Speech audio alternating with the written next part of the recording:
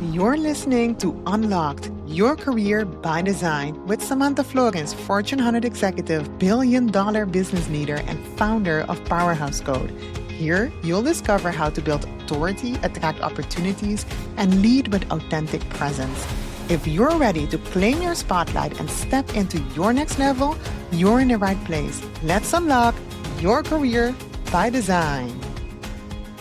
How many hours of your week are you dedicating to your career instead of your job? In this week's episode, you're going to hear the difference between focusing on your job versus focusing on your career. Because here's the mistake most high-performing professionals make. They focus on their job, on the deliverables, on the deadlines, on the documents, on the decks, on the processes. But what about your career? Your career needs nourishment. It's not something you can set and forget. It's not something you can only attend to once you're tired in your current job. And so I'm going to ask the question again. How many hours or percentage of your work week is dedicated to your career instead of your job? And what sparked this episode? I was having lunch with somebody this week, and she had been at her company for over 15 years. 15.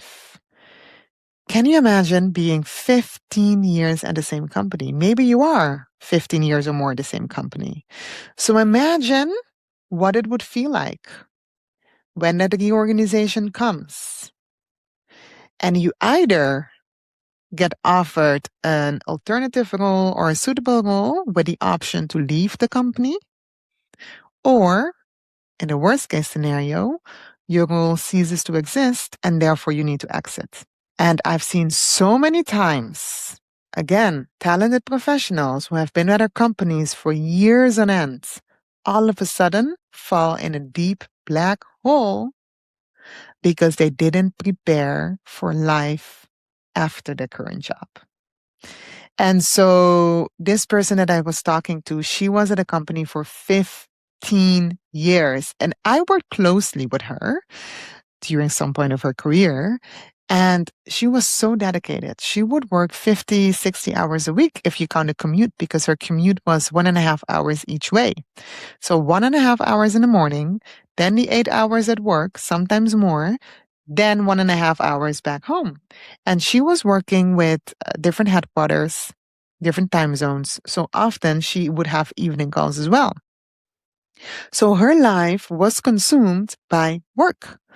And like I said, it wasn't a typical 9 to 5, 40-hour work week. No, if you counted the commute, if you counted the calls in different time zones in the evening, if you counted the 5 times a year that she had to travel 13 hours to a different headquarter, and then within a jet lag with a 9-hour time difference, like the majority of her week and her year was focused on her career, on her job, actually, not her career, her job.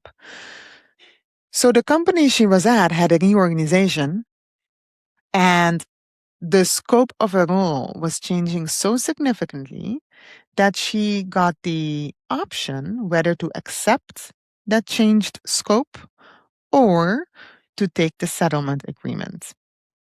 Now, here's the catch. When she asked, well, in order to make a good decision, I need to understand how the scope changed. She got told that they couldn't tell her what her role would look like in the future. And therefore, she had to make a decision based on incomplete information. She had to deal with ambiguity. How many times do you have a situation where you need to deal with ambiguity? So anyway, the only thing that they couldn't tell her anything. And that in itself broke her trust, because before that conversation, when she got the outcome and the option to choose the role in a different scope or to choose the settlement agreement, they secured her that nothing would change for her and that her role would stay the same. So when she entered into that conversation, she felt blindsided. And have you ever had a moment when you go into a meeting or you go into a conversation expecting a completely different conversation and then you get blindsided. That's how she felt. And because of being blindsided, because they told her before that nothing would change, that her role would be the same, and then getting to the actual conversation, which, by the way, if you've never been in a New York conversation, wow, you can literally feel your heart pounding in your chest and sometimes even the blood rushing to your veins. I have been in many of them. And then you sit in this meeting with an HR business partner or somebody else from employee relations or HR in the room with one of your senior leaders just waiting for the news. And of course, they have a script they need to follow. So it can take ages before you get to the heart of what does it mean for you? What is your fate? So imagine sitting at that meeting, your heart pounding in your chest, p- thinking about all the scenarios in your mind. What are they going to say? Do I still have a job? Don't I have a job? Do I have a different job? Etc., etc. And then it takes forever to break the news. In any case, they broke the news to her, which was different than what they told her before the official conversation. So that broke all of her trust to begin with because she felt that she was blindsided and she was lied to. Secondly, when she asked, okay, in order to make an informed decision, can you please share how the scope is going to change? And they didn't want to tell her because they couldn't tell her. So she decided to take the settlement agreement after 15 years. 15 years at this company. And a 15-minute conversation. That's the thing. 15-minute conversation changed a 15-year legacy. Can you imagine? Having 15 years of your hard work, the commute, time away from your children, time away from your family, traveling, living in airplanes, wiped out in 15 minutes.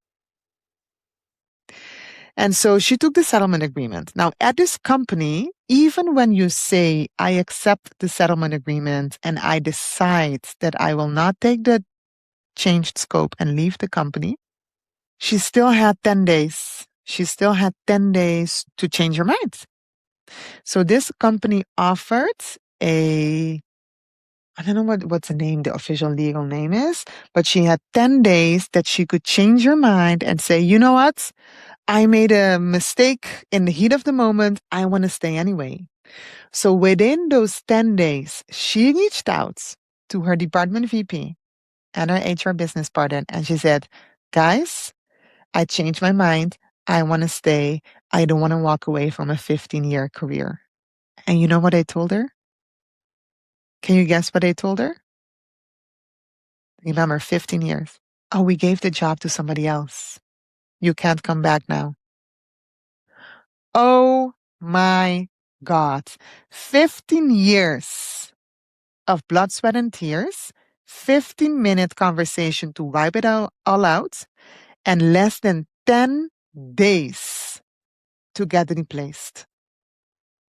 So let this be the reminder that next time you find yourself working 50, 60 hours a week, that you are replaceable in less than 10 days. And so I'm going to go back to the question. How many hours a week, or what is the percentage of your week that you're spending on your career instead of your job? So that if you ever find yourself in that situation, or if shit hits the fan at work, you are prepared because you have been building your career equity all the time and not focusing only on your job. And that is the number one reason I hear of professionals that they don't invest in themselves. Well, there's two, but I'm going to say one. I don't have the time. Don't you have the time to work on your career? So you have time to work for somebody else. You have time to do your job.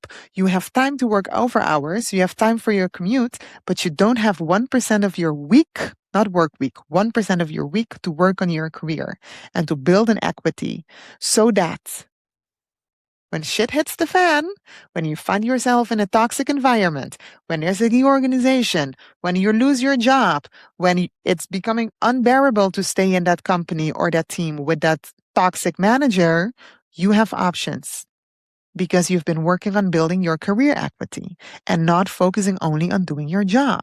How can you create space in your week, even if it's 1 hour, to focus on your career instead of your job? Because it's a long journey to retirement. It can be up to 40 years.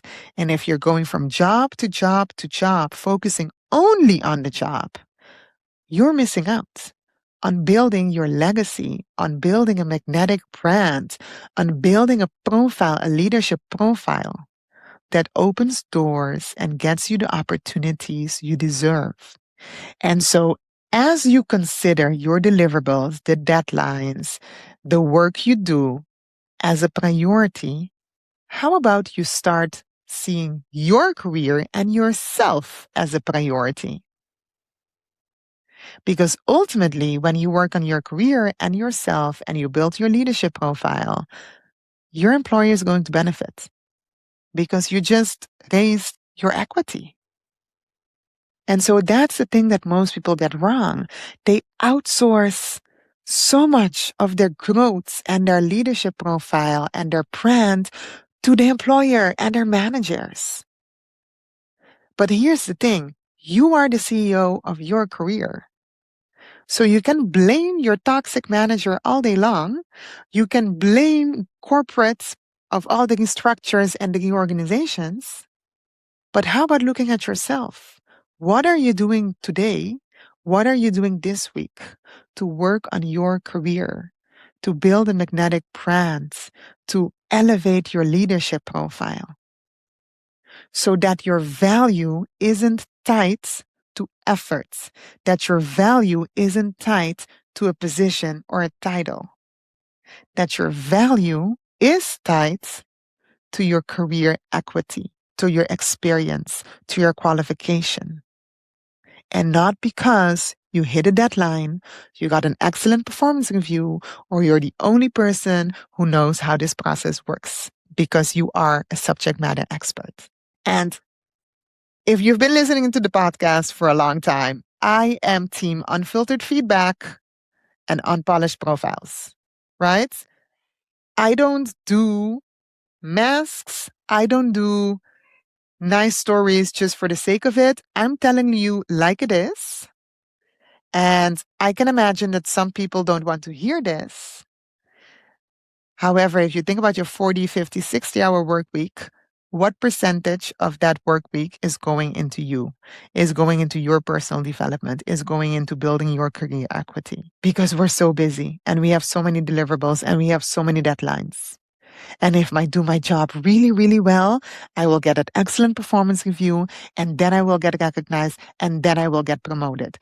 Newsflash, it doesn't work that way.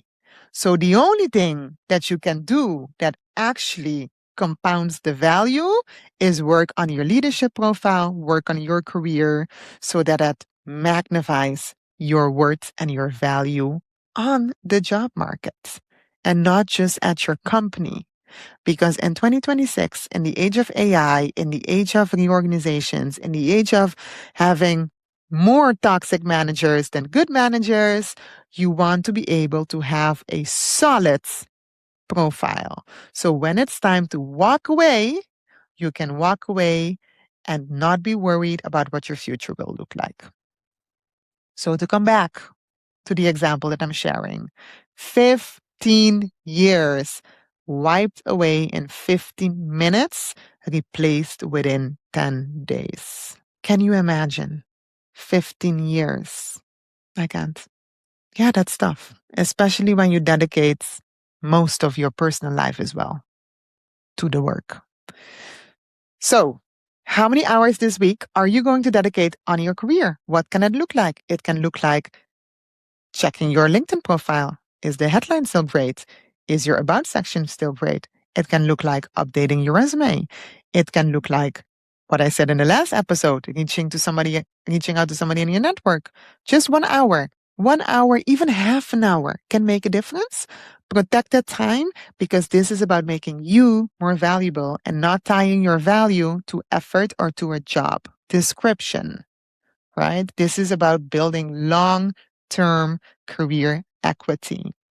So if you're the type of person who is a high performer, hyper achiever, dedicated to your company, to your team, to the work, chances are you are putting yourself on the last item on your to-do list because you want to help the team. You want to help your company move forward.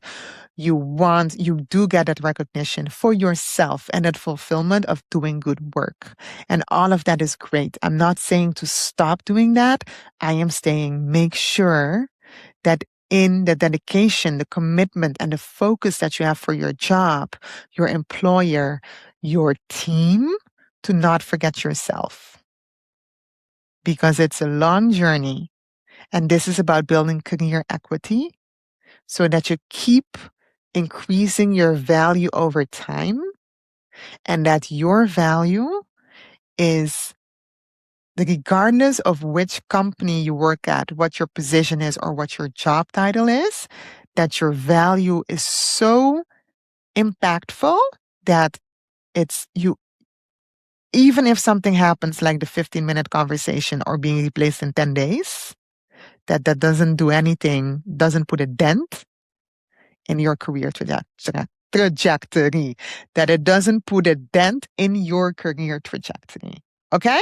So, half an hour a week to 1 hour a week working on building your career equity. Let's go.